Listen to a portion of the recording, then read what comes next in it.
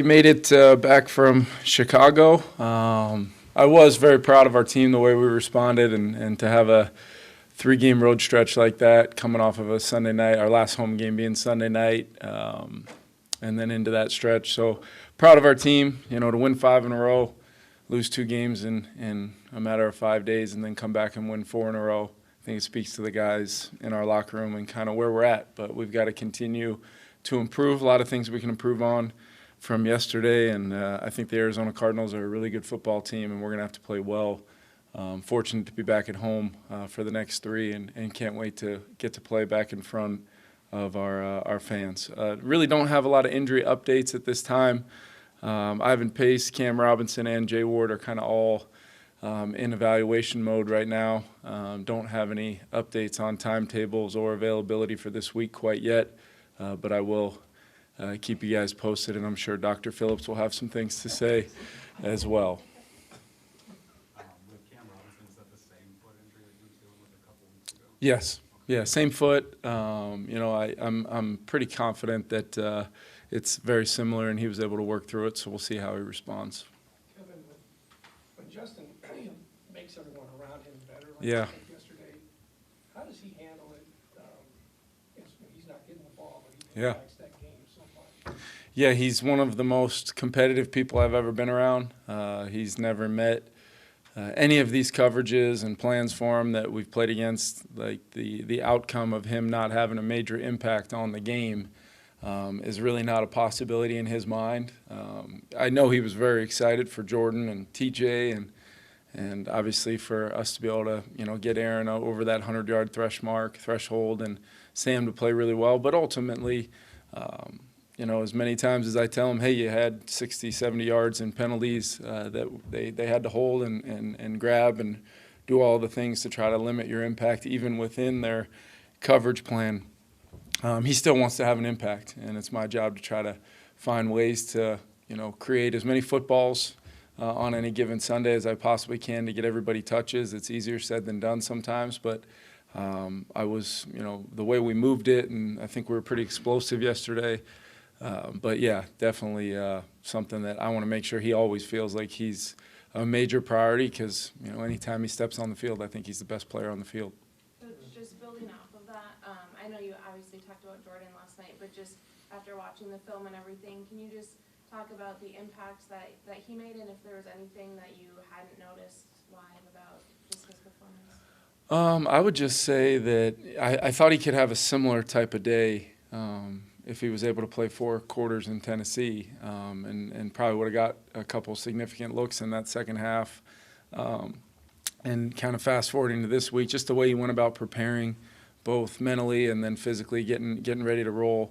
He just felt like he had that kind of look in his eye all week long, and I thought he impacted the game, in a lot of different ways. He clearly had the long catch, kind of playing through contact before the ball arrived there and still making the play, so we didn't have to rely on getting the call there. The first third down in the game, 3rd and 8, they're kind of pushing coverage over that way, and he's able to kind of get through some contact from the flat defender, physical play, and catch the curl route for a first down. And then the big play kind of starting out the second half, kind of similar look to a play we had where we turned it over against Indianapolis, and we'd kind of been waiting to pick our spots for the right time to maybe see if we could get that look for him, and just the way he kind of set that higher angle, and Sam trusting him and dropping that ball in there, and then the catch and run afterwards I thought was massively impressive, and other than the fact that he got caught. But yeah, his impact, Jordan knows exactly what he is in our offense, which is one of our major impact players, and TJ Hawkinson as well with some massive plays there to help us secure the victory. Kevin, you mentioned the 3-game swing of winning the road games off the top, and I think you guys have one of the better road records in the league since you came here. What goes into, being a successful team consistently on the road? Yeah, I think it's always going to be hard, especially, we really kind of controlled. Obviously the early turnover was very, it was catastrophic early in the game when you're trying to really start fast. You're trying to win the turnover battle, and you kind of, have 2 X's in that column pretty quickly of turning the ball over, not getting points off of a significant drive. Defense had gotten a stop. That formula was right in play for us to get off to that good start. And then we were able to kind of recapture the game a little bit. And the noise really wasn't a factor for the better part of the rest of the day until they score 11 points in a very short amount of time to tie it up. And then you're kind of in the hornet's nest at that point, dealing with being on the road in the NFC North, and you've just lost momentum completely.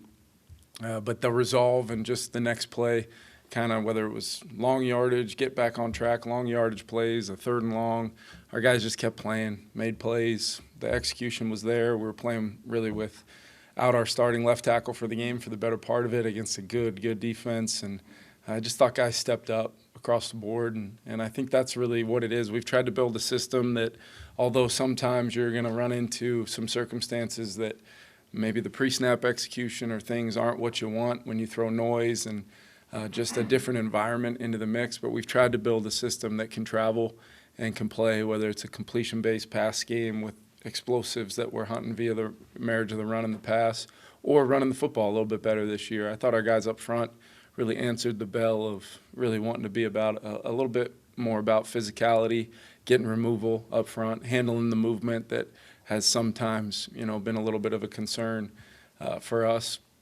I thought they did all those things, and Aaron and Cam didn't have a lot of ops, but had some nice touches as well. When you talk about building a system that can travel from a passing perspective, what things do you prioritize to make sure that can happen? Yeah, I think you got to have the ability to get the ball out sometimes, throw, either completion base, quick game, rhythm, timing type plays. And I think the ability to use tempo is always a nice mix, especially you get a little later on in the game, depending on what the defensive personnel, whether it's a team that's got a real strong pass rush or strong coverages or a match program to Justin. Sometimes that added element of tempo allows us to alleviate some of that while still having a good chunk of our offense at our disposal. And then I think it's just a constant layer of getting drives going, getting some significant gains without going backwards. I still thought there were some times yesterday where, we could have been a little cleaner, even off of the long Jordan catch to start the second half. We have a little miscommunication and cut a guy free, trying to run a wide zone, and then we take a sack, and we're in the red zone and out of the red zone in a matter of 2 plays that just can't happen. So that's kind of where we got to get to from a standpoint of just 60 minutes of execution. But I thought, as a whole, against a defense that really hadn't given up a ton this year from a yardage standpoint, they were really good on 3rd down, really good in the red zone, and we were able to do enough to win the game against a good defense. Kevin, on the flip side, what are your priorities going into 3-game homestand as far as looking forward? Yeah, I just think, we're getting, Thanksgiving this week, and we're getting into December, and it's been a goal of mine to continue. We've been winning. We've been able to overcome the 2-game setback in that 5-day stretch. But I just want to continue to improve. I want to continue to improve. What does our attention to detail look like? Can we overcome whatever things come our way from a standpoint of injury, adversity, or whatever it may be that all teams go through down the stretch of every NFL season? I want our organization, I want our football team, I want everybody to be pushing forward, trying to continue to chase improvement and progression all the way through the end of our season. And that just looks like another good week of preparation, a lot of boring stuff. Preparation, having good game plans, and having players that when they hit the field, they're going to be jacked to be back in front of our fans at US Bank. We know it'll be an unbelievable atmosphere, and we got to give them something to be excited about with our execution and our detail of how we go about the week. Kevin, over the weekend, there was a report that the Vikings were one of the likely possibilities for Daniel Jones. Not sure how much you can get into him in particular at this point, but just more broadly, is there any inclination to look far ahead at that position, or in the short term for depth at this point? Yeah, I'm not going to really get into that today, but I will say tons of respect for Daniel Jones as a player and a person. Got to know him through the draft process years ago, and I'm sure now that he's a free agent, and there's probably a ton of league-wide interest in him. Daniel's going to make the decision that's best for him and his career moving forward, and I'm sure he's working through that process right now. But I really can't get into too much about any short-term or long-term. I can just say I've, been a fan of Daniel's for a long time and hope, wherever his next stop takes him, it's a good opportunity for him. You could say whether, is there's interest or not, or? I'm really not going to get into that at this time. Kevin, you mentioned Justin's support for teammates like Jordan and TJ. How much awareness or selflessness does it take for him to be that way in a game where he's only catching 2 passes? Yeah, I think it's the maturity of a guy that, it all comes from a place where he just wants to win.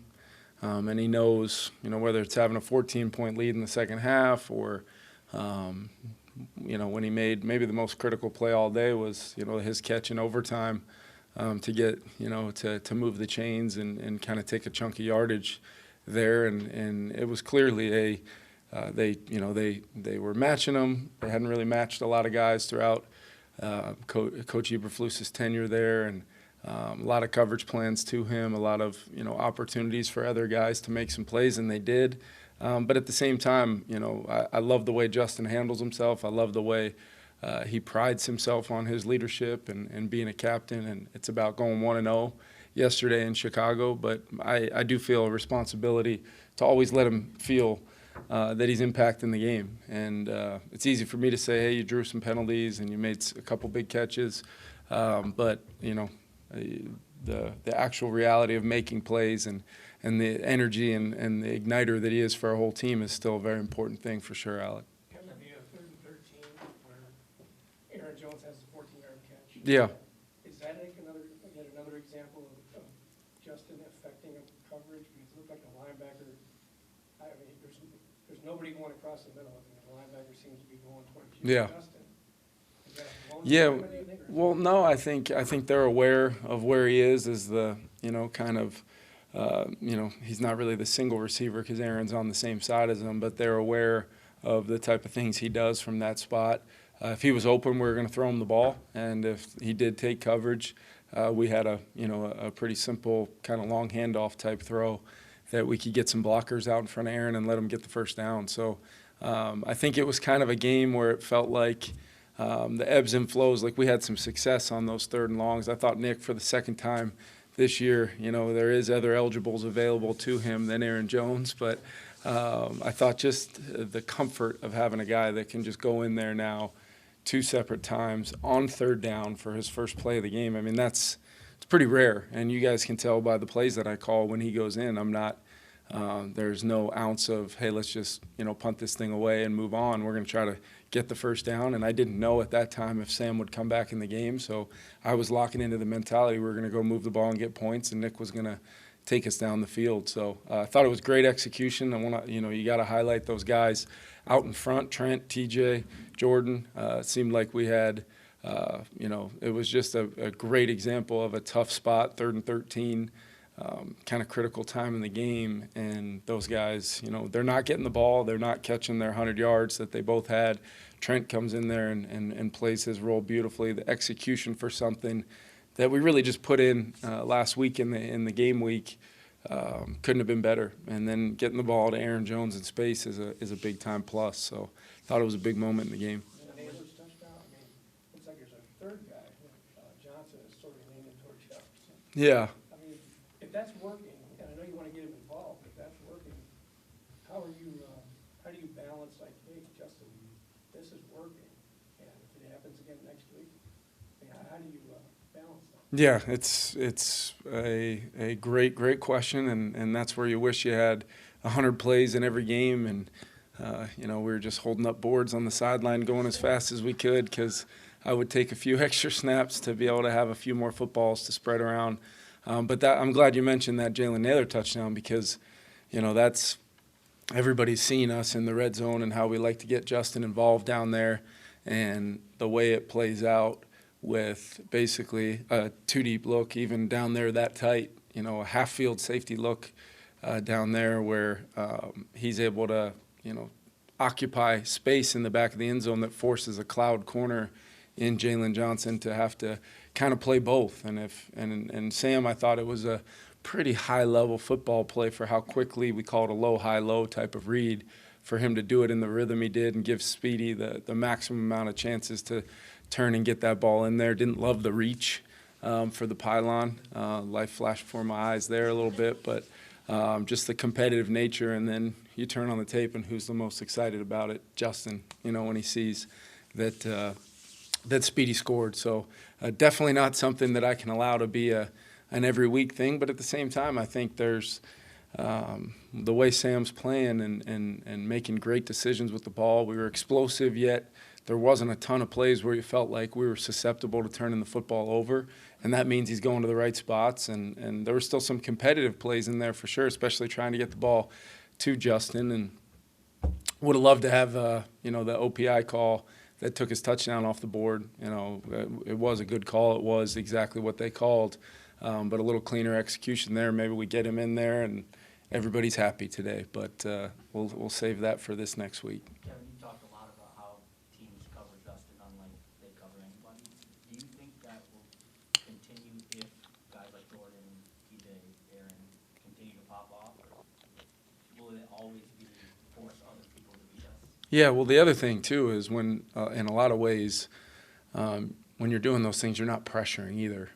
You're sending 4, and the coverage plan is clearly there's an identity to rush and coverage being married together, but still you're sending 4, and you're playing with 7 or sometimes 8 in the back end. And when you've allowed Sam to get in a rhythm and feel protected, or even when we've had 4-man rush, give us a little push like Tennessee, Sam's been able to, create some things off schedule. He's been able to move off the spot and still attack the defense. So I know, I kind of always, that's the way I self-scout. I kind of watch everything through the lens of what are they watching? What are they thinking? How are they seeing it? We're going to play that team again in a few weeks, and we've got to be ready for them to make some adjustments if they want to, or if they want to play the same game plan. We've got to be ready to still execute and get the same level of production. Last two. What did you see from the Bernard sack in overtime? And Yeah. was that in sweating momentum back to you? Yeah, that was, just a perfect clip of play style being effort, strain, finish, regardless. He was double teamed on the play. He's working like crazy. And, they were trying to maybe get the ball down the field a little bit there. And he just kept straining, kept playing. Every moment, every blade of grass, everything mattered. And then to get him on the ground, you guys saw how hard, even when we had some guys that had some free runs at him, he's still a very difficult player to get on the ground and not allow him to eventually, create something by attacking outside the pocket. So I thought it was a massive, massive play, and he had a phenomenal game yesterday. He really did. How do you evaluate Reisner in his new position through 2? Yeah, I thought, he was absolutely part of the, kind of the play style that I saw out of that interior in this game. I thought, from Tennessee to yesterday, which is to be expected with a player of Dalton's caliber, there was some improvement there for sure, and just some more comfort. The guy didn't get any preseason time. We've been ramping him up until we decided to make the move, and, I thought he did a lot of good things against Tennessee and then improved on that. So excited about where Dalton is, and I think you're feeling kind of that veteran presence in there with Garrett, Blake, B.O., and then, how about Quest stepping in for Cam and, allowing us to have over 450 yards of offense is a pretty special day for those guys up front. Consistency is the truest measure of performance. I'm going to challenge those guys. I want to see the same thing each and every week, and it's going to be a huge part of our team's ability to have success. Thank you.